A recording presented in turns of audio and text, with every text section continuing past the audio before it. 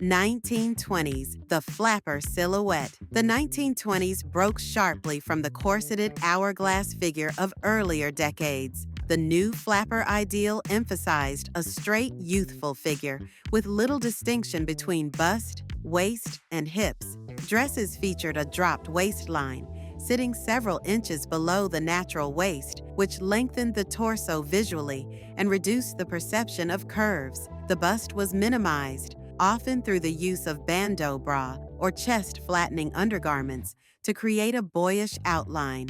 The hemline rose to just below or at the knee for the first time in modern Western fashion, bringing attention to the legs. This change was complemented by sheer or patterned stockings and dance-friendly skirts that moved easily in jazz clubs. Flapper women cut their hair into short bobs, which exposed the neck and completed the lean vertical line. Cosmetics also played a part in defining the look.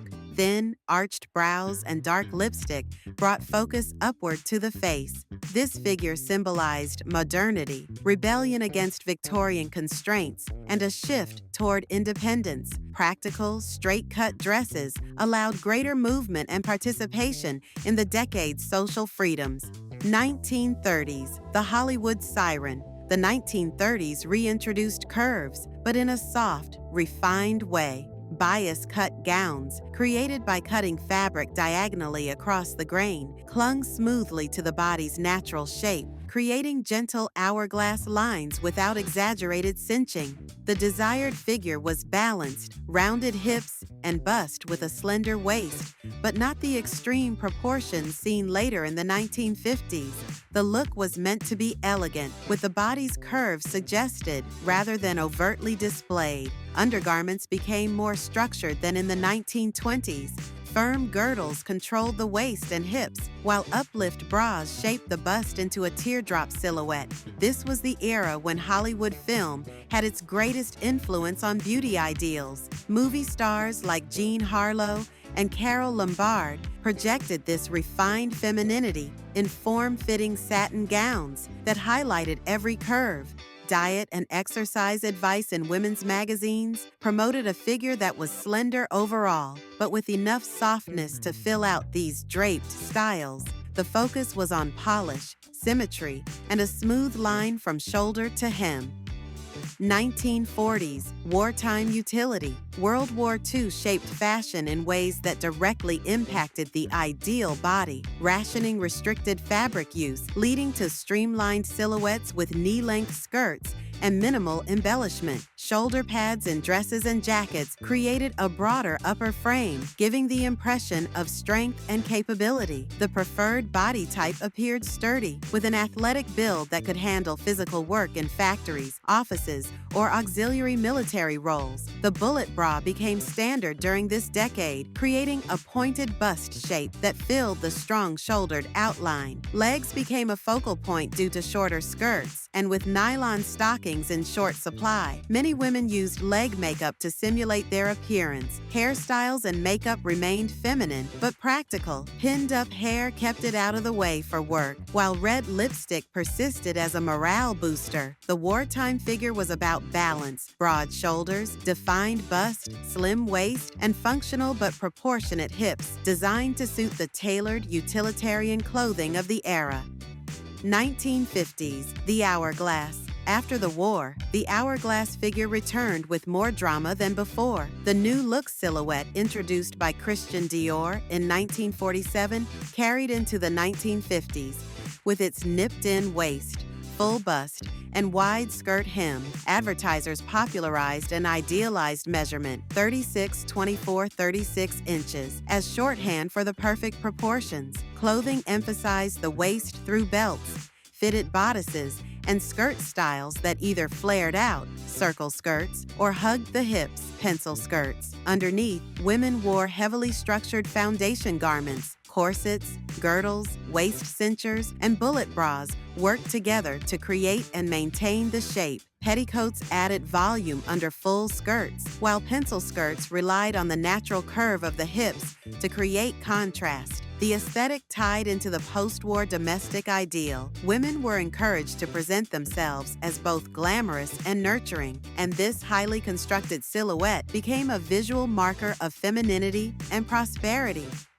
1960s, the mod waif. The 1960s dramatically shifted away from the engineered hourglass, embracing instead the ultra-slim adolescent waif look. The figure was characterized by long, thin legs, a flat chest, and little waist definition. The fashion silhouette came largely from London's mod scene, with models like Twiggy becoming global icons. Short hemlines in the form of miniskirts, A-line dresses, and shift styles erased the need for a defined waist and kept attention on the legs. Undergarments softened significantly. Bandeau bras or soft cup bras replaced the structured bullet bra. Hosiery in bright colors or patterns paired with the miniskirt further emphasized leg length. The desired body was light and narrow, often achieved through restrictive dieting. Haircuts were geometric and short, reinforcing the youthful androgynous aesthetic. This look rejected the overtly sexualized hourglass, instead presenting a streamlined modern image of femininity. 1970s, natural and lean. The 1970s body ideal leaned into a natural athletic slimness with minimal shaping from clothing.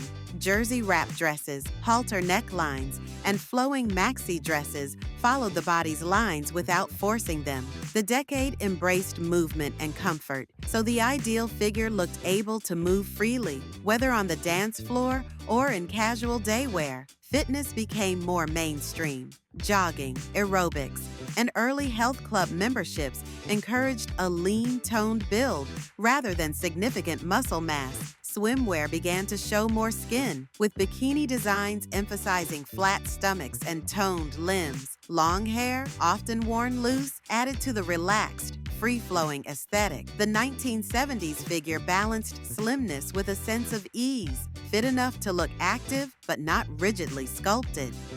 1980s, the hard body. The 1980s celebrated visible muscularity and low body fat. Women pursued strong shoulders, defined abs, and firm legs, fueled by the aerobics craze and weight training's growing popularity. Hard body meant the skin was tight over visible muscle tone, with an athletic, not bulky build. Fashion directly supported this image. High-cut leotards elongated the legs, and leggings paired with slouchy socks drew attention to calves. Power dressing in the corporate world echoed the athletic build, with broad-shouldered jackets amplifying the look. Celebrity fitness videos and magazine covers showed sweat-slicked, well-defined bodies, reinforcing the idea that physical discipline was a marker of success.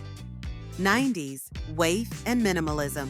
In contrast to the muscular 1980s, the 1990s ideal reverted to extreme slenderness. Heroin chic became a buzzword in fashion editorials, marked by angular collarbones, narrow hips, and a flat, undefined stomach. Clothing in the minimalist trend, slip dresses, bias skirts, and sheer layers revealed the natural body without support garments. The low-rise trend began to take hold, exposing the hip bones and lower stomach. Makeup and hair were understated, keeping the focus on the body's raw, pared-down lines. This look was as much about attitude as physicality, detached, effortless, and unconcerned with precision or polish, but still deeply dependent on maintaining very low body weight.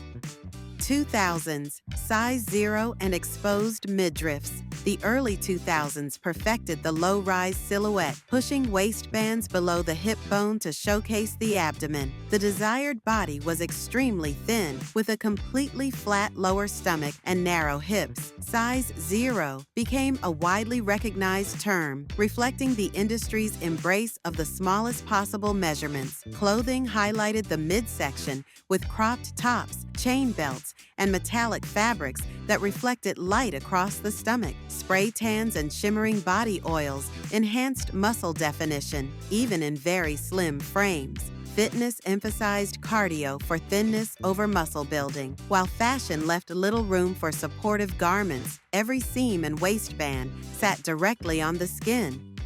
2010s, slim, thick hourglass. Social media ushered in a new hybrid ideal, the slim, thick figure with a small waist and flat stomach combined with full hips and buttocks. The shape could be achieved through targeted weight training, shapewear, or surgical procedures such as Brazilian butt lifts. The waist-to-hip ratio was the central focus rather than overall body size. High-rise leggings and bodycon dresses dominated, compressing the waist and lifting the buttocks. Glute training programs emphasized hip thrusts, squats, and resistance band work. Influencers and reality TV personalities set the tone, and visual media rewarded exaggerated curves paired with a tight midsection.